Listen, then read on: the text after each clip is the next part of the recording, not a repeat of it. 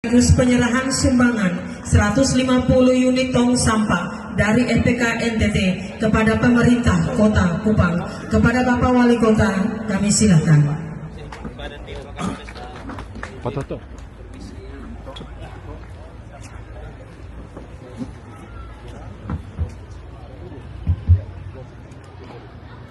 Salam Pancasila.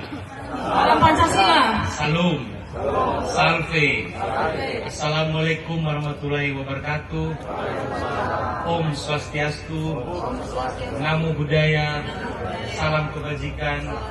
Salam sehat untuk kita semua. Sehat selalu. Yang saya hormati, ini rasanya kenal, sering ketemu dari kecil, tapi lupa-lupa di mana. Ketua Forum Pembangunan Kebangsaan Bapak Theo Widodo beserta seluruh jajaran FPK, ini luar biasa. Saya berdiri di sini, tetapi dalam hati saya terharu bahagia. Saya melihat inisiasi yang dilakukan FPK ini menjadi contoh kepada kita semua bahwa kalau kita keroyokan, semua masalah di Kota Kupang ini sebenarnya tidak ada yang sulit. Terima kasih sekali lagi Pak Ketua FPK beserta seluruh jajaran. Terimalah rasa hormat saya dari lubuk hati saya yang paling dalam. Yang sama saya hormati Forkopimda, Pak Kapolresta dan Pak Dandim. Ada Pak Dan Ramil di baris kedua. Pak Kapolresta dan Pak Dandim ini sahabat yang seperti saudara. Beliau berdua ini sangat peduli terhadap Kota Kupang. Setiap kali saya WA minta bantuan, minta tolong, selalu direspon dengan cepat. Hari ini juga saya baru WA mengingatkan tadi siang Pak Kapolresta, Pak Dandim ada undangan FPK. Beliau berdua dengan segala kesibukannya langsung hadir di sini, padahal kita baru infokan mungkin sekitar 2 jam sebelum ini. Terima kasih Pak Kapolresta, Pak Dandim. Ini wujud niat bersama, kerja pakai hati, ingin supaya Kota Kupang jadi bersih, indah, jadi rumah bersama untuk kita semua. Yang sama saya hormati penjabat Sekda Kota Kupang, Pak Ignas yang baru dilantik, para kepala perangkat daerah Kota Kupang, camat dan lurah, para donatur, ini penting sekali. Para donatur ini juga menunjukkan bahwa semangat gotong royong itu selalu ada di Kota Kupang. Terima kasih banyak. Yang sama saya hormati juga para tokoh masyarakat, sahabat-sahabat, komunitas lingkungan, adik-adik dari Muhammadiyah yang sudah membantu memungut sampah sepanjang jalan tadi.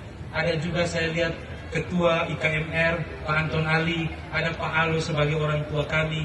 Jadi Pak Alo ini dari dulu hingga sekarang saya tidak pernah merasa Pak Alo itu sebagai saingan dan lain-lain. Pak Alo ini saya anggap sebagai orang tua yang membimbing, ya, mengarahkan kita. Jadi selama kontestasi pun saya dan Pak Alo itu sering komunikasi dengan sangat baik.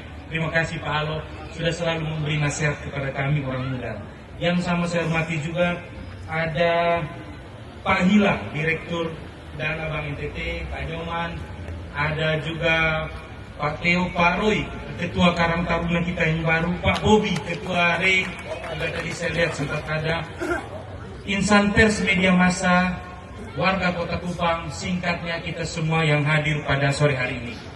Sebagai insan yang bertakwa, sudah selayaknya dan sepatutnya kita panjatkan puji dan syukur kepada Tuhan Yang Maha Esa, karena berkatnya, rahmatnya, kita semua bisa ada di sini, melakukan penerimaan penyerahan tong sampah dari FPK. Bapak Ibu sekalian, ini menunjukkan bahwa semangat gotong royong itu hidup dan tumbuh subur di Kota Kupang. Ini yang saya selalu bilang dari awal.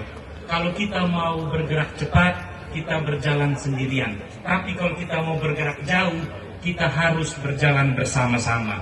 Dan hari ini kita buktikan sekali lagi bahwa kita mau bergerak jauh, kita bergerak bersama-sama. Itu saya selalu sampaikan di mana-mana. If you want to go fast, go alone. But if you want to go far, go together. Bapak Ibu, terima kasih banyak. FPK, terima kasih sekali lagi. Bantuan ini bukan hanya bantuan fisik. Ini bagi saya adalah bantuan moral. Ini menunjukkan bahwa kami tidak pernah berjalan sendirian. Pemkot tidak pernah berjalan sendirian.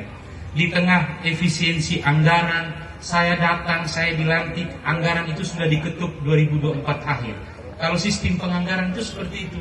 Jadi dia harus 1 tahun sebelumnya. Ketika saya dilantik, saya mau mengadakan tong sampah yang banyak. Anggaran itu sudah jadi, tentu ada hambatan, ada tantangan, ada di tengah efisiensi yang besar.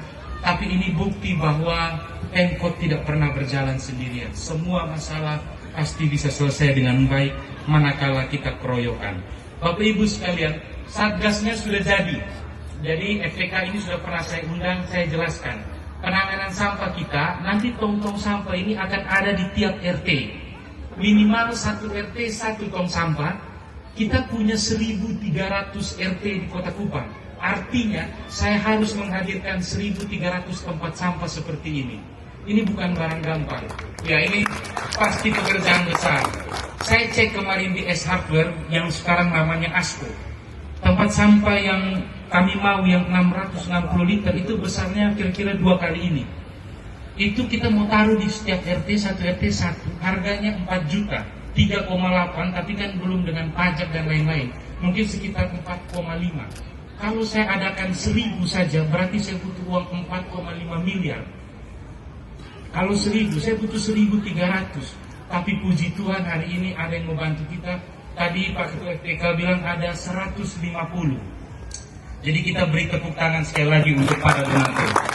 Ya. Dan nanti sampai yang ada di RT ini, satu RT satu, kami Pemkot akan jemput. Nanti ada jadwalnya semua lengkap kami tempel. Kami jemput dari setiap RT ini, kami bawa ke kelurahan. Nanti di kelurahan ada tempat sampah yang lebih besar lagi. Dari besi, kontainer besi yang kalau Bapak Ibu lihat bisa ada tutupnya di atas itu dari besi, itu akan ada di setiap kelurahan. Ada 51 kelurahan, maka akan ada 51 kontainer sampah besi itu. Ke depan nanti akan ada kalau bisa satu kelurahan minimal ada 3. Tapi sekarang ini karena keterbatasan anggaran, yang penting kita mulai dulu, itu harganya 45 juta. Satu kontainer besi, kalau 51 itu bukan pekerjaan gampang juga. Tapi kita sebenarnya sudah punya, jadi kita punya 68.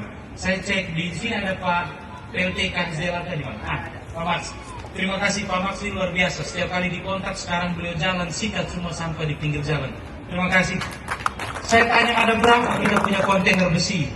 Beliau bilang ada 68. Tapi kan Bapak Ibu tidak lihat kan? Jarang kita lihat kan? Pertanyaannya ada di mana kontainer besi itu?